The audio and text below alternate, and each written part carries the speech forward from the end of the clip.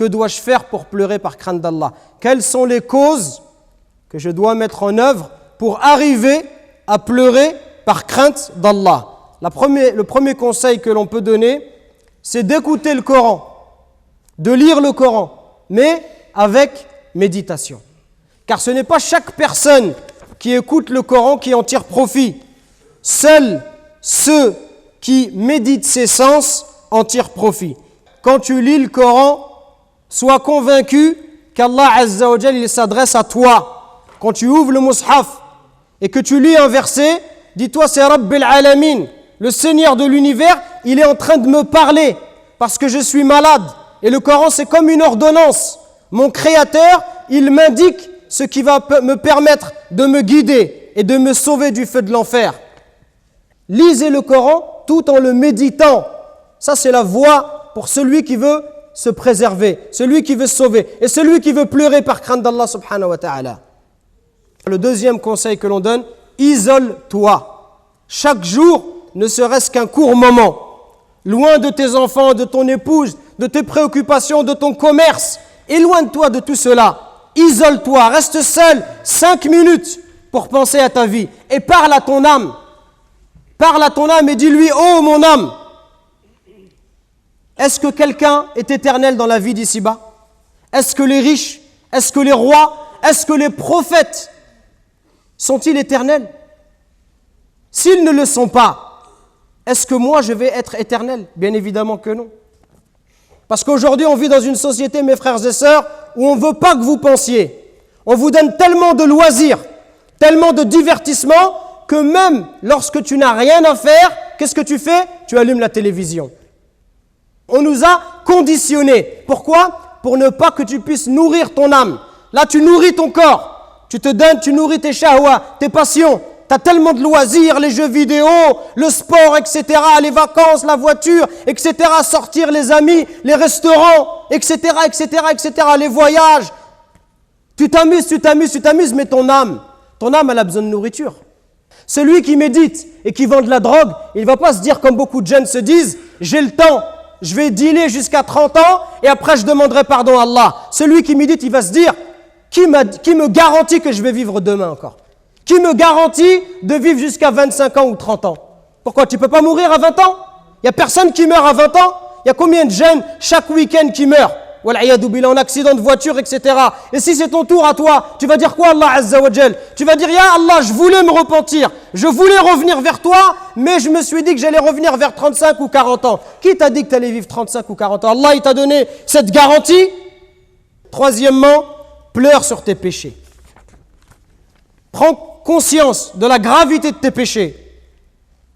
Ibn Mas'ud, il disait, le croyant, il voit ses péchés comme une montagne prête à s'écrouler sur lui. Le croyant, ses péchés, il a l'impression que c'est une montagne qui va s'écrouler sur lui. C'est-à-dire, il a le sentiment que si Allah ne lui pardonne pas, que ses péchés, ils vont causer sa perte. Et il nous dit, le mécréant, il voit ses péchés comme une mouche, une petite mouche qui passe devant sa tête. Avec sa main, il la repousse. C'est-à-dire quelque chose qui me gêne rapidement.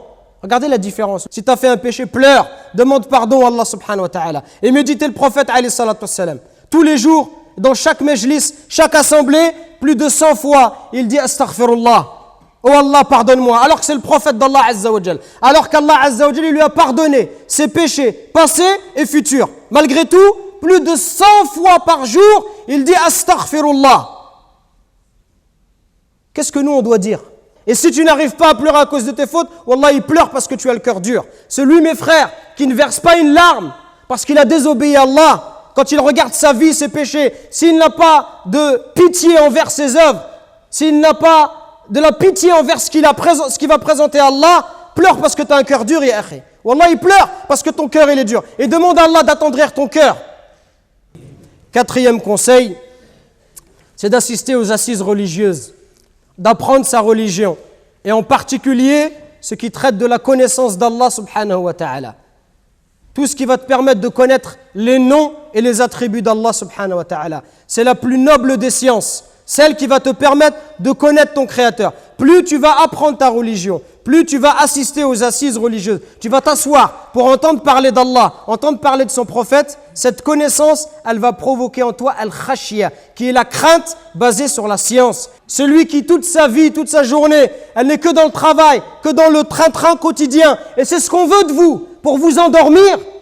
Pour vous endormir. Ce que l'on veut de vous, c'est que vous soyez que dans le métro, boulot, dodo. Ça arrange tout le monde. Ça arrange les élites. Que vous soyez dans métro, boulot, dodo. Vous ne vous occupiez que de manger, dormir, que du travail et rien d'autre. Et vos âmes, elles sont vides. Et vous ne ressentez rien. Et vous faites la prière, vous jeûnez, mais vous sentez un vide. Votre âme, elle n'a pas été nourrie. Donc il faut consacrer un temps, même si c'est que 10 minutes ou un quart d'heure, il faut consacrer un temps de manière régulière pour apprendre sa religion, pour progresser. Comment ça se fait, Yahri? Ça fait 10 ans que tu fais la prière. 15 ans, 20 ans, tu connais toujours la même chose. Il faut se poser des questions, subhanallah. Il y a des frères, ça fait 15 ans, 20 ans, ils font la prière, il n'y a aucune évolution. Ils ne connaissent rien du Coran, ils ne connaissent rien de la langue arabe. Comment tu veux méditer le Coran si tu ne comprends pas la langue arabe? 15 ans, 20 ans, toujours pareil. Aucune évolution. Il y en a en 15 ans, ils progressent, ils apprennent, ils voyagent. Et il y en a en 15 ans, c'est toujours pareil. La prière et rien d'autre. C'est pas suffisant, Akhi. C'est pas suffisant. Pour te rapprocher d'Allah et pour pleurer, c'est pas suffisant. Il faut apprendre sa religion. Enfin, le dernier conseil que l'on donne, c'est de ne pas trop rire et de manière générale, de s'écarter de tous les excès. L'excès de nourriture, l'excès de sommeil, l'excès de rire. Parce que celui qui rit trop, il ne peut pas pleurer par crainte d'Allah. Et ceux qui rient dans la vie d'ici-bas, ils pleureront là-haut. Et ceux qui pleurent ici, ils riront là-haut. Alors à toi de choisir ce que tu veux. Est-ce que tu veux rire là-haut ou tu veux pleurer là-haut?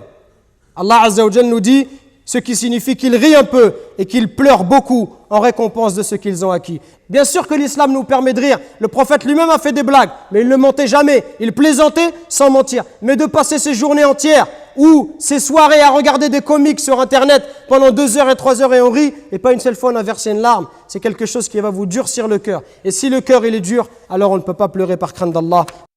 Nous récoltons vos dons pour la construction d'une nouvelle mosquée à Longjumeau. Walillahi alhamd. Barakallahu fikum, qu'Allah il accepte ces dons de votre part. Et continuons, Inch'Allah. Et bi'idhnillah, dans pas longtemps, on espère avoir de bonnes nouvelles.